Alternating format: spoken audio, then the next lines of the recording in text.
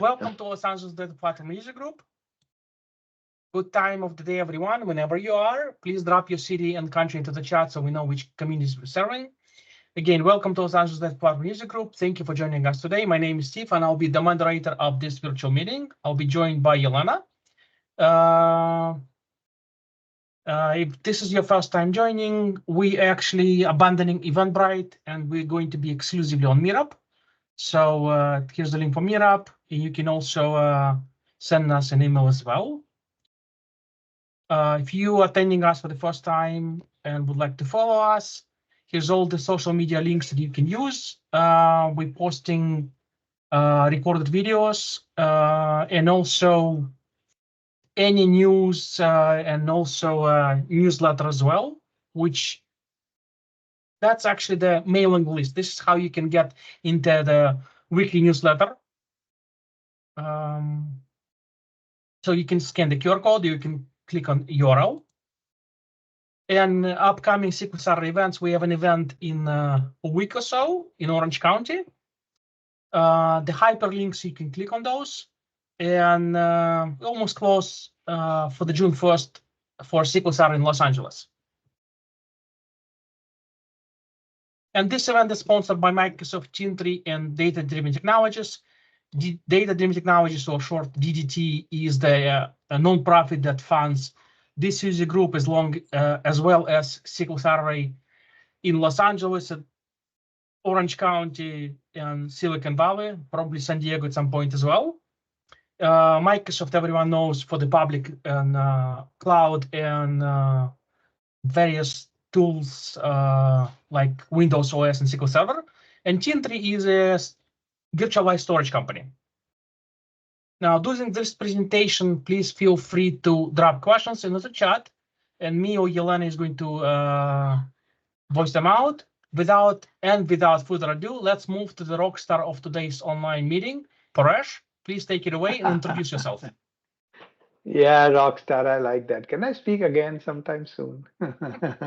This is the best introduction I ever received. So, hi guys, this is Paresh Motiwala. I'm from Houston, but 25 years in Boston. We just moved here a couple of years ago. I've been a DBA slash developer, and a DBA developer manager. And I run 3 user groups. One is Houston area SQL Server user group. The other one is Boston BI, because I still love Boston, and the DBA Worldwide User Group with Teo Surbi and Julie Bloomquist. So what I'm going to speak... I'm stopping sharing so you can share. Yeah, sure. Sorry. No worries. So what I have been putting in this one here today is the fact that, and let's see where this comes up. Can you see this? Okay, so I'll have to stop that share and share another screen.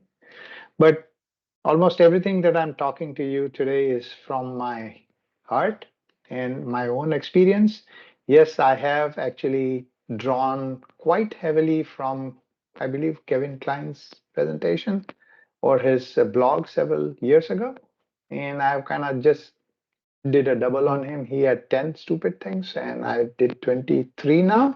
And then Ginger added one more today, that is, do not use your official address for these kind of activities. So that would be the 23rd thing, stupid enough that we would have all done at some point in our lives. So thank you, Steve and Elena, for having me. I really appreciate that. What you guys are doing in terms of your social media presence is absolutely mind-blowing.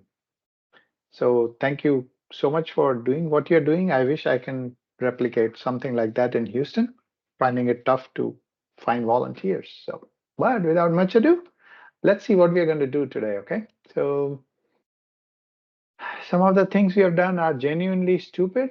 For example, we'll be talking about what we do, what mistakes we make as from the DBA or the developer mistakes that we make, then what mistakes we make at an organizational level or from the point of view of an organization, and then professional development follies that we have, right? Like, for example, I would go on a limb to say, find me a physically fit DBA, right? And you'll see that We are not. Most of us are not physically fit because we work long, extended hours and so on. We generally don't go to a lot of these conferences and so on. Along the way, we'll see how to avoid those mistakes. What do we learn from them? And then, time permitting, which I'm sure it will, we'll have a Q&A session. But after the Q&A, don't go because my friend Ginger Grant is going to be talking immediately after that, which is making me very nervous because I don't know how much I can ever live up to her standards. But without much ado, let me go next slide over. And for those who are interested, that's me and my wife. We attended a wedding in the Middle East and I was dressed that way. My LinkedIn is here. My Twitter profile is here. I also run a small organization where I teach public speaking and debating skills, mainly to children, but even to grown-ups. And I run the three user groups, Boston BI, Houston, and DBA virtual user group. So I will also be having this slide showing up again in the end so that you don't have to hurriedly take pictures of the slide. And if you're going to connect with me on LinkedIn, please do let me know where you heard of me or where you met me. Otherwise, I will not accept it. But having said that, ah, stupid things that we do. Number one, um, we don't automate stuff. Why? Because some of them feel it is like, hmm, job security gone, right? That's never fun. But do automate. If you are losing a job because you automated a few things and you are not doing it, shame on you. Because if your job is there because you're doing manual stuff, you really need to be looking for a different job, anyways, right? So I can give you a classic example. When I was running the government of Massachusetts corporate division. At that time, I was brought in to automate stuff, and they told me this is going to be here because we have so much to automate. But I had already automated almost everything within the first year. And on the 13th month, I was let go. So, but doesn't matter because my boss went to bat for me and he said, no, because you did the right stuff, I'm going to get you a job. And he did go ahead and get me a job, which was very nice. I got a job at Blue Cross Blue Shield, which is pretty awesome. Then the second thing we do is not choosing the right tools. So I actually have a 75 minutes chat exclusively for why are DBAs afraid to use the right tools. Please do check it out. I'm not kidding you. But for example, I had my boss made me write scripts that would monitor each and every server that we had in our infrastructure. I mean, mainly SQL servers, right? And I told them, why can't we use SolarWinds or why can't we use Idera or any similar products or SQL Sentry for that matter, just for performance and everything combined. He had no answer. He said, because these tools are not permanent. Today they are here in the market. Tomorrow they might go away. Another stupid excuse, but no. Choose the right tools. If it can save you tons of work, great things, right? For example, just a quick show of hand. Steve, if you're monitoring that show of hands, if you can let me know, how many of us are using conventional backups for databases today? Just quick show of hands, guys, please make it interactive. Okay, so we have a couple or three maybe. Okay, so I don't know out of how many, but when you attend conferences and you go visit booths for different vendors, they actually show you tools that can change your life. And I'm not kidding you. And one such tool was a Rubric or Actifio or Delphix or whatever you call all these virtual snapshot or disk-based snapshot backups is something that saved my life and has changed the way I take backups and I look at restores. Can you imagine a 20 terabyte database being backed up in less than 2 minutes and restored in less than 5 minutes? Well, I have. So don't feel shy about using the right tools. The idea is that you have more time to do better things in life, like go out for a walk, put in those 10,000 steps a day, and so on. Imagine it's 4:49 p.m. on Friday, and one of the developer comes to you and says, "Hey, Paresh, I need this 5 terabyte database to be restored now." Uh, just you get the picture, right? I don't want to spend too much time on this, but use the right tools. Talk to vendors. Do not shun them. They are the ones who can change your life. I'm not kidding you at all. Because, for example, Ginger, when we go to pass, we are always busy jumping from one session to another session to another session, right? Most of it kind of goes waste because we have no time to practice what we learned there. But if you know a vendor, go spend quality time with the vendors, not just for the goodies, but for what they can offer to you as a service or a product that can change your life. So do that, okay? So this is a DBA folly, okay? And now working with the others, this is an organizational folly, right? How many of you have heard the jokes about DBAs and developers, right? They're not really jokes. They are real sad stories. We don't get along with developers. We don't get along with storage people. We don't get along with the application manager. Infrastructure team is just worse than a database team. But they are in their own little island, and then we don't even talk to network team. We need to work with them. Think outside your cubicle, okay? Guys, we are a very small, mark my words, okay? We are a very small expense center in the entire IT department, which is another expense center because no IT department really makes money for the organization. So if you are the guy who is a pain in the butt, okay, you then become an expensive piece of furniture and they will get rid of you, and it is called an RRE, or a resume regenerating event. Okay, guys?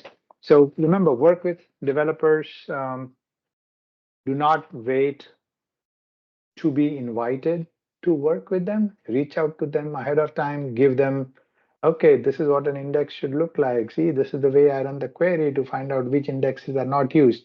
Because developers make indexes for a query, they do not make an index for the overall performance. So these are the things you can share with them. Oh, you are working on backups, right? Steve said he's still doing the conventional backups. Talk to your storage guy and the network guy, for example. Tell him that you need RAID 10 storage, not RAID 5 for backups, and so on, right? But you should have the Drapo with them. We don't do that quite often. App managers are the ones who work with developers. They generally don't work with storage, but you should work with them because you can know things that are coming down the pike and not at the 11th hour. So you are not just treated as any other guy, but somebody who runs the scripts for them on Saturday nights. Okay, so be a part of the team.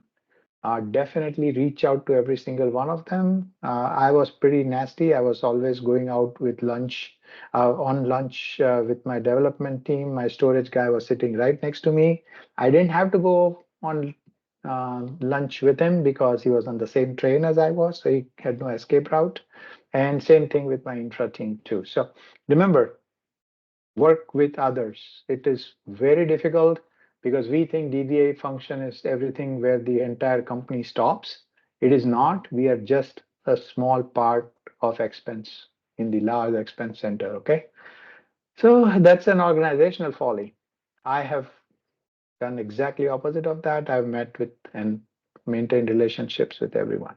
Cool.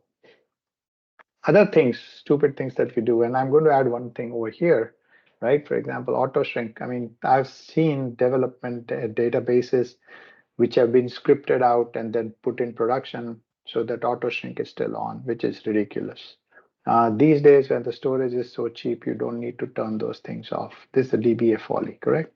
Running bulk imports during business hours. Why? Because who has the time to do this in the night? So make sure that you don't do these kind of things during the middle of the day. Memory management, for example, you reduce the memory, there's a chance it'll start paging or swapping, and that's not fun. So just take care of that. Do not do these kind of things. And the fourth one that I learned today, which I should add now here, is for any user groups or anything that changes your or enhances your professional development, do not use your corporate email. I cannot tell you 20,000 times, and that still won't be enough because people do use their profession, unless you're Steve Jones or Grant Ritchie for working for Redgate and they don't mind using the Redgate. But still, if you look at it, Steve Jones still uses SQL Server Skills or some such email, right? SQL And Server Central. SQL Server Central, right? So thank you, Steve. I appreciate that, my friend. And the next set, right? Developing first and then thinking. So this is what I like to share as an example, right? When somebody tells you he wants a rock, correct? So you go get him a rock and he says, no, I want a square rock. So you get him a square rock. No, but this is too big a rock. Okay, so you get him a small rock. No, this is too small. So do you get the gist of what I'm saying in development? First, take extensive pains to understand what they really need. Because every time you go to ask them a question, it frustrates them because why he's not able to deliver everything on time. Because every time I do something, he turns around and asks me another question. So ask those questions ahead of time. I call it as fetch me a rock syndrome. Don't fall into that rut. Okay.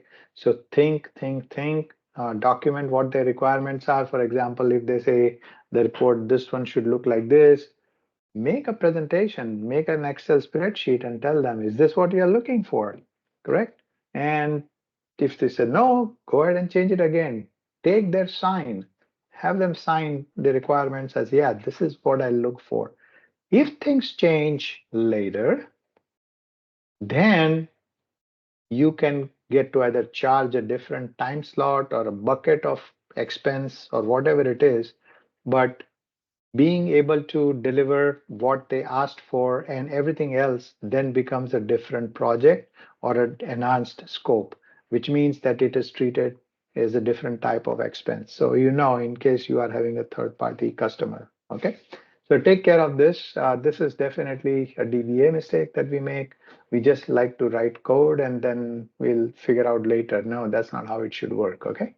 It will save you a lot of man hours, correct? Oh, well, what are you going to do with those man hours? This is what you can do. Try to come up with something like a management warehouse. Okay. What's a management warehouse? I have seen very few instances in the past several years of seeing so many SQL servers and their entire infrastructure where people do not have a central repository for the jobs they run, for the servers they have, for the version of SQL servers they have on each of those servers. Uh, have a special column. When can you patch them, for example? Right? Is it okay to patch this server during the weekday? Is it okay to patch it during weeknight and so on? Preventive maintenance, right? If you are going to be doing reindexing and then updating statistics, it is a huge mistake. Um, what we did was, and at Worldline, for example, I was talking to Ginger and Steve a little earlier. We did not do an reindexing job for 2 years because everything was on flash storage. We were not really required to do anything. In fact, rebuilding index on some of the tables was a much bigger pain than what we had anticipated. So do take care of these things. Preventive maintenance of that is very crucial. I have a 75-minute presentation on how I cut my maintenance window by 80%. If you get a chance, look it up on YouTube somewhere. You should be able to find it. Try to follow those kind of things. They'll really help you. For example, the other thing we don't realize is how many jobs are running at what time of the day. So for example, if you're going to be patching on a Saturday night and you know that your primary server backs up at 12:01 a.m. and you start the maintenance at 12 o'clock, guess what? You won't have a backup that day. right? So all these things you want to consider and put that all into a management warehouse. I think that Microsoft also promotes this very much now. So another classic mistake that we make, okay, is untested backups. Um, Multiple backup tools are available now. Take a backup, restore it to a lower region. What can you do over there? So you're testing your backups, right? Which is absolutely fabulous. It's like driving your Ferrari without a brake being tested, correct? So test your backups. And also, if you want to run your DBCC check DB, or you want to see which indexes are badly fragmented, for example, run it against the copy, not against the production database. Okay. So please keep that in mind. Untested backups. I have had my manager lose her job about 6 years ago because she chose to not let us test the backups. Why do you need their backups? They are always good. I'm like, no, they are good, but I want to test them. As it turns out, we lost a big customer because somebody screwed up in the database and they realized that 3 days later we couldn't recover the database ever. So don't do that. Don't be that. Um, it is a RRE, resume regenerating event, right? The other mistake we usually make is storage mistake, which is a DBA mistake, correct? And speed versus capacity. We almost always try to go for capacity because you remember the slide number 3, I said infrastructure team or the storage team, they will not give you a rate 10. They will give you a rate 5, which is great capacity, but it is slower than rate 10, correct? So work with your infrastructure team. Make sure that depending on, okay, so if it is temp DB, make sure it is rate 10. If it is just simple backup, let it be rate 5, for example, and so on. So there's no one rule fits all kind of thing. Okay, so please work and distinguish between these two. And this is the classic pitfall that the infrastructure team will try to pull you in. This is all we have, Paresh, take it or leave it. And then you don't take it and you don't leave it either. You just take it up with your manager and let the two managers fight it out. But as a consultant, you told them you need this. For example, for the transaction logs or the log folder, we need to have rate 10. For temp DB, we need rate 10. For the database file itself, rate 10 can sometimes be okay, but I'm just giving you have to try this various times. Now, how do you know it is fast? So restore backups, they will tell you how many Mbps you had actually as a performance. So take care of that, okay, guys? Um,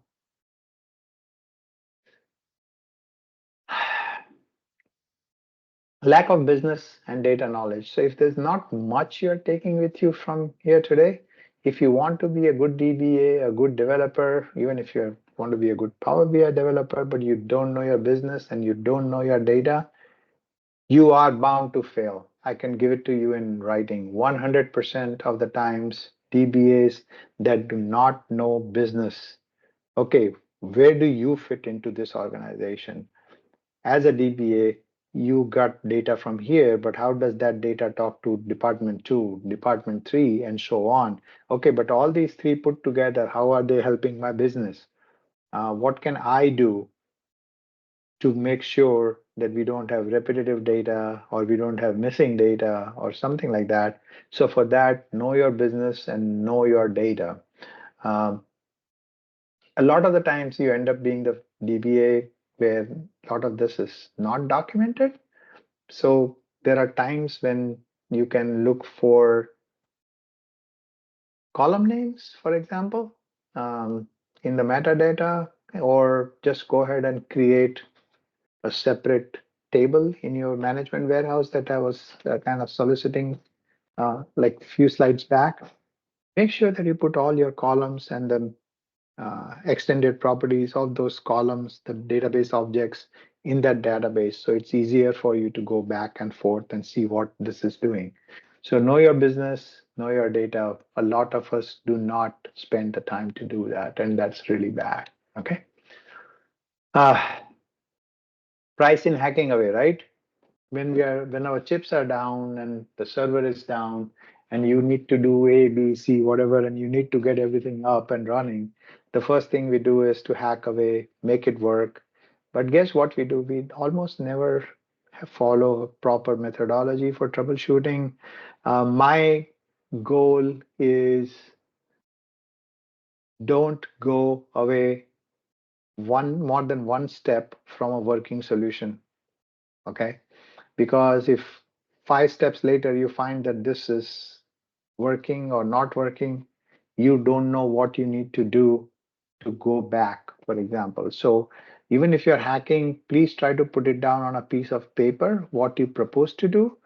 Um, talk to some of your fellow DBAs or a developer or anybody else who you can confide in and say, this is what I'm proposing to do. Guys, it's always better to ask for help and have somebody else also look into it. It's not so much for CYA, but it will really help you do a good job of fixing things that are really broken. Okay. But then on the other end of this whole thing,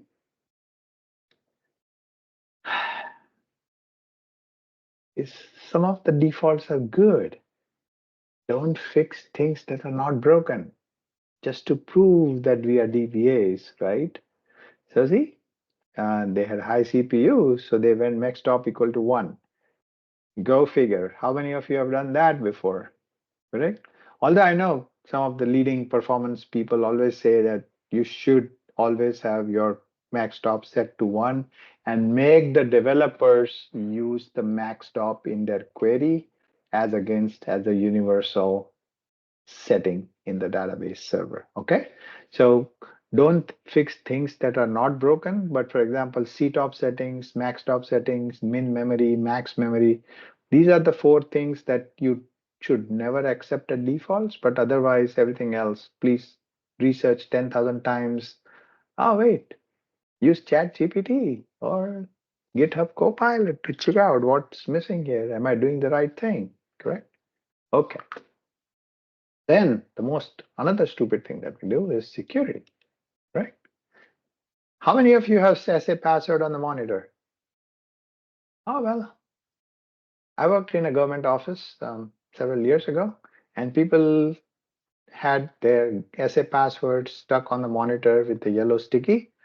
And so I went around asking people if they knew what the SA password was. And when I asked them, they actually went up and peeled off the yellow sticky note from the monitor and says, no, we are not allowed to give SA password even to a DBA because you're a new guy and we don't still trust you enough. So, but you don't make that mistake. Do not put SA password on the monitor, okay? Because a user doesn't know better, you know better. So do that. On our service accounts, for example, how many of us use GMSA? I'll tell you, if 1 out of 100 is using, I would feel very proud of this group, right, today, because the group managed service account is a classic way of protecting your SQL Server service accounts.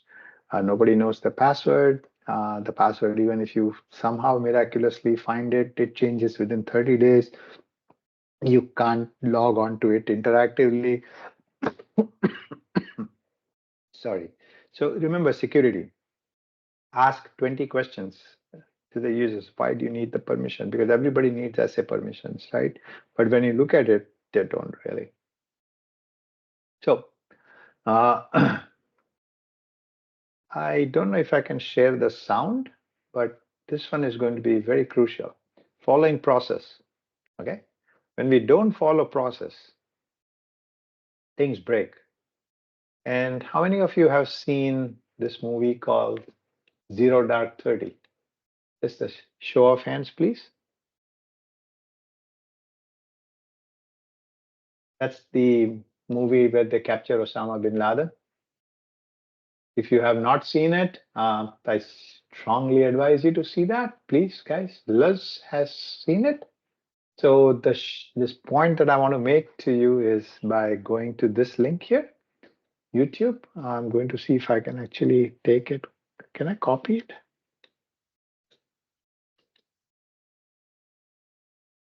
Ah, here it comes. See if you can hear it. Can you hear it, guys? No, No. maybe not yet.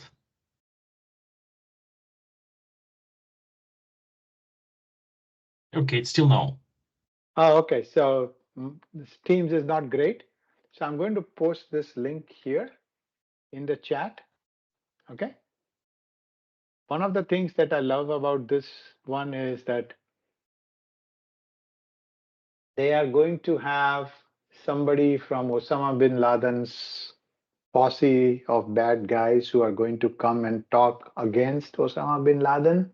And this lady says his condition was that he will only come and show you stuff if you do not frisk him or check him for bombs and all that, right?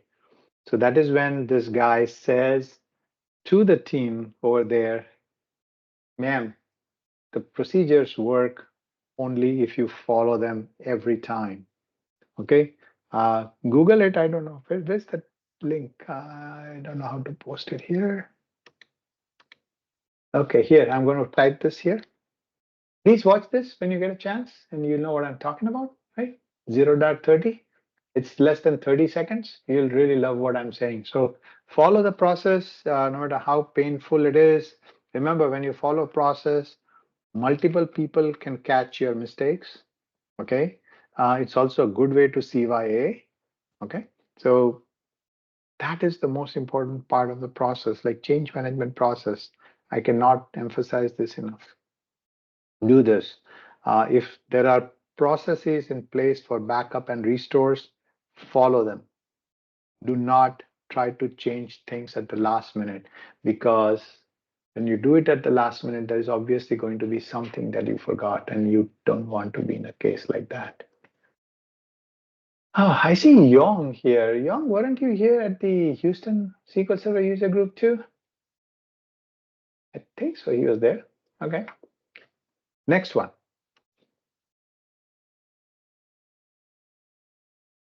Ignoring professional development. Okay. I can not speak enough about this slide. So I've had a situation where I asked one of my colleagues, where I was one of the 7 DBAs, actually, believe it or not, said, why don't you go attend a conference or an after office hours user group meeting or something like that to keep yourself, abreast of what's going on? And his statement totally rocked my boat. And he says, me, why should I go for this company? He is not thinking that he is actually also benefiting by attending those things. For a lot of us, the only thing we believe is that the real training only happens at company time and at company expense. But the Microsoft ecosystem is such that there are so many user groups. I haven't seen anything like this for AWS, or I haven't seen anything like this for Oracle. So there is a lot of free learning opportunities for us. There are a lot of free networking events. For example, you go to a user group meeting and there's chance that you're standing right next to Brent Ozer or Steve or Ginger. And these are the people you pay $500 to attend their sessions. But now you are literally on the same level as they are. You are all in the same room. You can say, shake hands, and so on. I'm telling you, it is this one single comment from professionals like these that can change your life. So, professional development is something that we always, always, always ignore because we are too busy doing what? I really don't know. But if you are doing that, stop it. I'm happy that at least 12 people are here today, and that you could have gone, had beer with people, or you could have just been watching a movie or just some news items and so on. So Happy to see everybody here today. Do not ignore professional development opportunities. If you don't get free opportunities, try to find them. Where do you find them? Meetup.com, eventbrite.com, sessionize.com, Facebook. I mean, for crying out loud, guys, go to Facebook. There are so many user groups there, Power BI user groups, and there is a separate page uh, for call for speakers. And so if you want to speak, um, it's a great way to give back to the community, but it is also a good way to learn a little more about what you already know so that people can enjoy what you're going to present. Okay. Professional development, guys, don't ignore that. But I need an answer here, okay, in the chat, please. Um, who is going to be with you till the very end? Or what's going to be with you till the very end? Anybody wants to type in a quick response? Ah, callforspeakers.com list. Thank you, Ginger. You're awesome. Okay, so Steve says family. Do I have more answers? Oh man, I put everybody. Yeah, yourself. Gee, Liz, thank you so much. I really appreciate that answer. Yeah, your body is going to be there, and that's the only thing that is going to be with you till the very end. So what do we do? That brings us to the next slide, correct? If I can click and it works, that'll be great. We ignore ourselves, mental and physical well-being, right? We totally, if you are feeling down and dejected, we don't reach out to people because that's against our ego, right? So don't do that. Tweet about some things that are bothering you. Hashtag SQL help or SQL family. People are pretty good about this. They might actually respond to you. And I really look forward to you guys. If you have any questions, problems, talk to us about it. Anybody hear the name Tracy Bojano? She has a 1 hour session on mental well-being. If you get a chance, please try to find that. And she also has another session which she did for my Houston user group, and that is the atomic habits that can change your life. You remember the book Atomic Habits That Changed My Life? She has mapped each and every of those chats, I mean, each and every of those habits to a database term like referential integrity. Oh, well, that is very important for your mental and physical well being, right? I mean, your friendships, everything count. Meditate. How many of you meditate? I think I see a few friends from India here. I think there is Pooja Gupta is there, Sarat is there, two people I see, and myself. We do actually do a lot of meditation and prayers every day. The saying about meditation, again, this is completely void of religion, okay? So please don't go in a loop. But meditate, they say that if you're too busy to, everybody should meditate 15 or 20 minutes a day. And if you're too busy to meditate, find those 20 to 15 to 20 minutes, meditate for 1 hour, which means your life is so messed up, you're so unorganized that you can't find 15 or 20 minutes to do that. And meditating slightly more will actually help you focus your thoughts. I cannot emphasize this enough. Mental well being is very important. Exercise, go out for a walk. If there is a meeting in which there is no document being shared, for example, right? Or it's just going to be boss doing yap, yap, yap, yap, yap without actually showing you a screen or something like that. Pick up the phone and start walking, right? Go around for a walk. My house, we have a lake right outside, and one circle of that lake takes me about 15 to 20 minutes. It's about a mile. But I do go out in the meetings where literally I don't even have to speak. All I'm doing is listening. I put on my headset and start walking. That's it. So exercise, exercise, exercise, and meditate. Take care of your mental well being. Remember, and as Luz said, your body is the only thing that will be with you till the very end. And it is up to us to take care of it. What else did we do? We lost a lot of this personal touch, especially during the pandemic. Okay. Um, my next talk is going to be, which I just did actually last week, and I'm going to do it again sometime in the next 15 days. It's, are we ready for the next pandemic? Right? Uh, it has taught me so much about myself. It has taught me so much about my wife, right? Now we are much significantly better bonded, right? 37 years later, I'm still making this sentence, but it helped us spend a lot more time with each other from approximately 200 parties a year. Guys, repeat after me. From 200 parties a year during COVID, we brought it down to one or two a year. And that really helped us meditate, it helped us exercise, and it helped us with a lot of mental peace because we're not always worried about why, where am I going to this party, what am I going to wear? Because people remember, especially my wife's friends, they always remember, oh, you were wearing this sari in this party 2 years ago. So she has that pressure of selecting the clothes and the jewelry that she has to wear to these parties. Remember, 200 parties a year. So take care of yourself, guys. Nobody else is going to do that for you. Got it? Okay. So the professional development part of it, this is something that we do not do very well.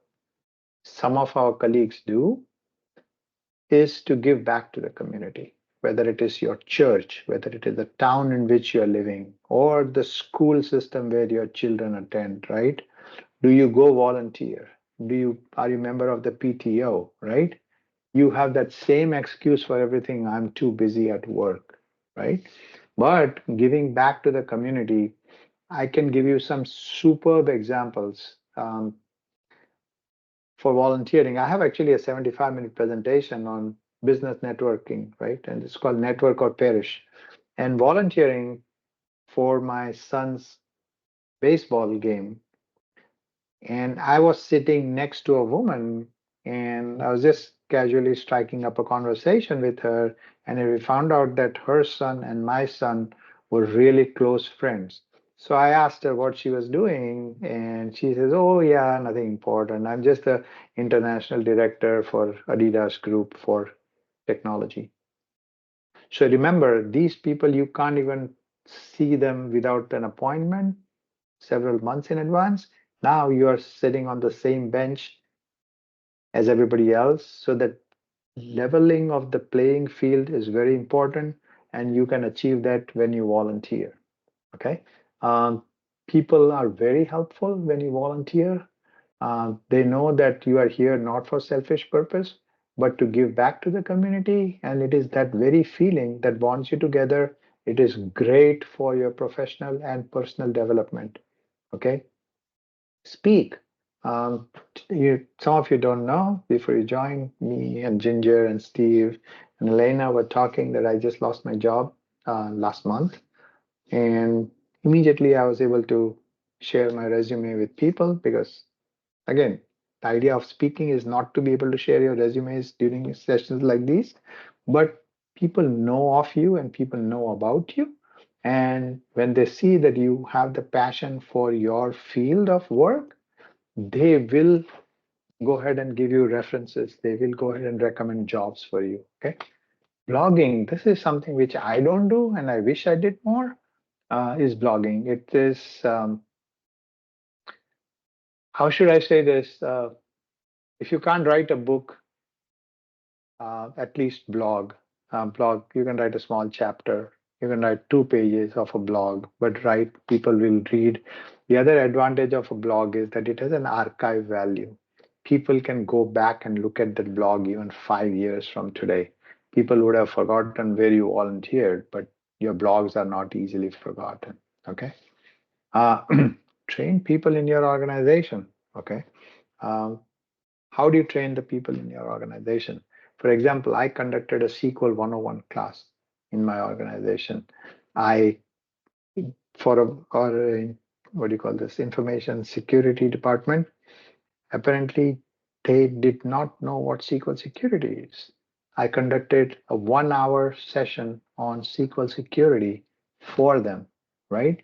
Now they know that not only is this guy good in maintaining our servers, he also gets me data that I want with queries, but he's also aware about the security and that he's ready to reach out to the rest of the team so everybody has been cross-trained in these important topics of IT. So when it comes your time to be rolled as a head because there are layoffs coming, you have a slightly lesser chance of getting laid off. Okay? And help people in need. I can never tell you enough. If you need help, please reach out to me. I can see what I can do. Um, if somebody else needs help, if you have seen this movie, two movies, um, Pay It Forward. Have you seen that movie? If you haven't, I know in case you didn't realize, I'm a movie buff. Okay. Uh, go ahead and watch that movie. You will see. They say just help somebody. There is a chance that after a long chain of do good things, this good karma will come back to you. Okay. So please do that. Try to help people.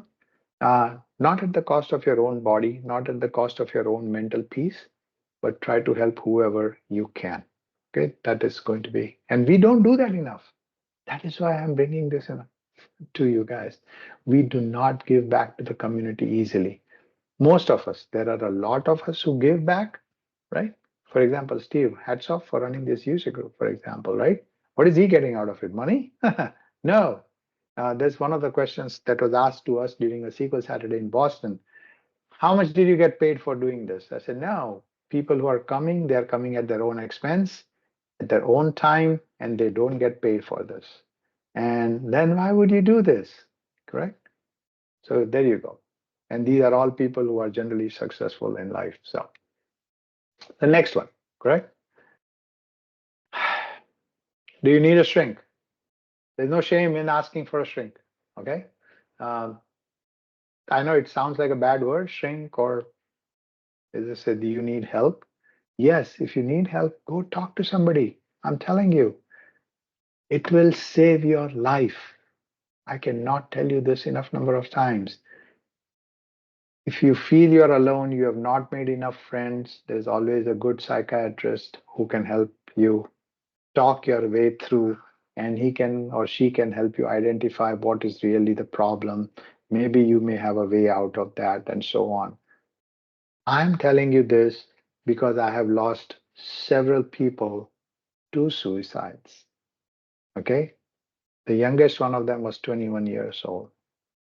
So just figure that because he never spoke up to anybody that he had a problem. So go figure. You don't want to be there. So please, guys, if you have issues, and most health insurances let you have 6 free sessions in a year, go ahead and use them. That's all going waste. Nobody's making money because you are not going there.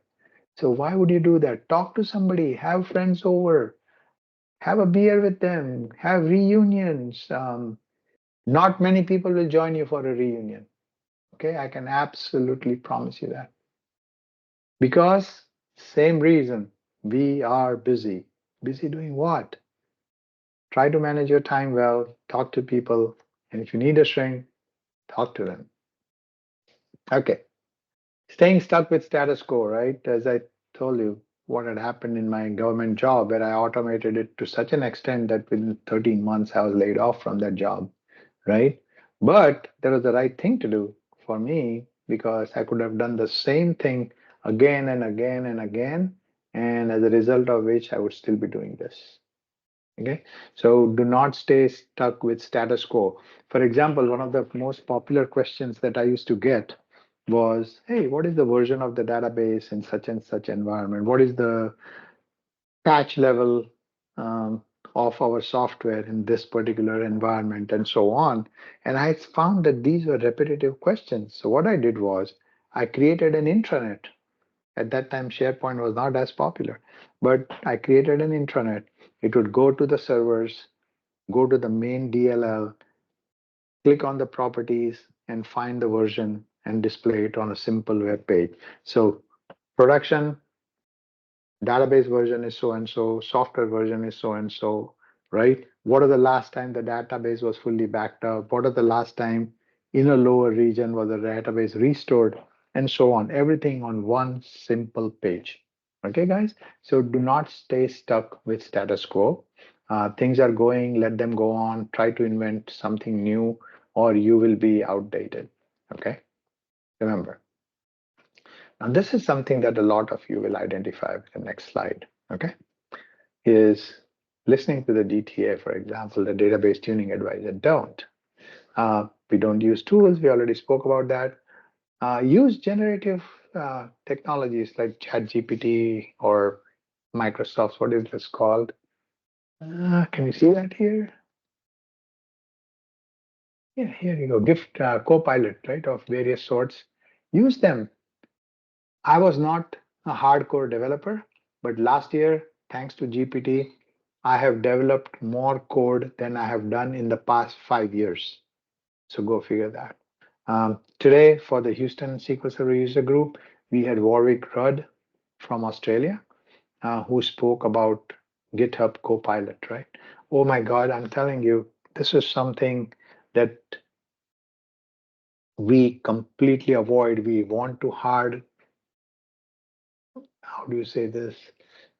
We want to go the hard way to write the code, and it is not necessary anymore. So use tools, use ChatGPT. In fact, I have a 75-minute presentation only on ChatGPT and Happy Data Pro. So if you like, I can send the link to Steve and you can get it for him, right? Warwick is good people, definitely. He was really awesome. Uh, any questions, comments, observations so far? We have still 6 minutes and we have one more thing to go, but I thought in case you wanted to have a quick chat, this would be a good time. Uh, lack of succession planning and documentation. That is the stupidest thing we do. We feel that if you document your stuff and you do succession planning, you are easily replaceable. But the more easily replaceable you are, more difficult it is for you to be replaced. Trust me. So, yes, they may be able to replace your role with somebody else, but you as a person become more and more valuable. So, plan your succession. For example, at Worldline, we actually had a DBA onboarding workflow. We had in Jira, we had a workflow where we could say, okay, step one, day one, hours 5 to 7, this is what we'll be training, and so on. So even if I was not there, they were able to plan for the transition from one DBA to another DBA or imbibe a new DBA into the team, and you are happy as ever. Document your process because remember, your process and your thinking do not talk to each other at 3 a.m. I'm not kidding you at all. Unless you have documented and you follow the process that you documented, you are doomed for failure. So document everything that you do. For example, in your stored procedure, have plenty of comment lines telling you why you developed the stored procedure, in response to what bug, when did you develop this, and so on. And if the lines are changed and say line number 139 in the comment section, say line 139 changed by Paresh for bug number so and so. And in the lower half on the line 139, you can add and comment this line was replaced by line 140 and so on. So I hope that makes sense to you. This last job that I worked in, the person who wrote the data warehouse left the company 10 years ago, and most important stored procedures were all encrypted. So we were really scared of doing anything on that server at all. So remember, lack of documentation, very bad for you. So I think that's pretty much coming to a close here, guys. If you have anything else, I just put some more bonus here. For example, not using social media or using it not judiciously. is a classic career-ending thing. Do use social media. There is no shame. Social media includes Instagram, Facebook, Twitter, Snapchat, LinkedIn, even WhatsApp. It's a great communication tool, but it's also becoming a poison. But pick your poison smartly and you will live happily.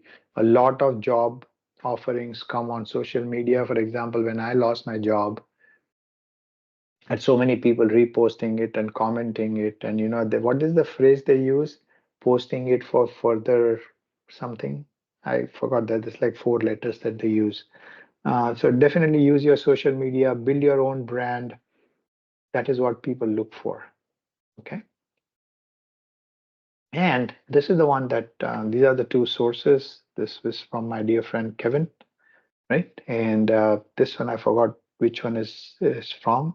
So the two sources that I have here, which I would strongly recommend that you actually follow up on. And finally, as I told you earlier, I'll share my contact information again over here. Again, my name is Paresh Motiwala. Thank you guys for having me. Steve and Elena and Ginger is next for you. But my Twitter is at Paresh Motiwala and everything else is right here. So do check it out. Remember, if you're not drinking enough coffee, you won't go much far. So thank you so much. And Steve, take it away, my friend. Thank you, Paresh. That was a great presentation. Oh, welcome, sir.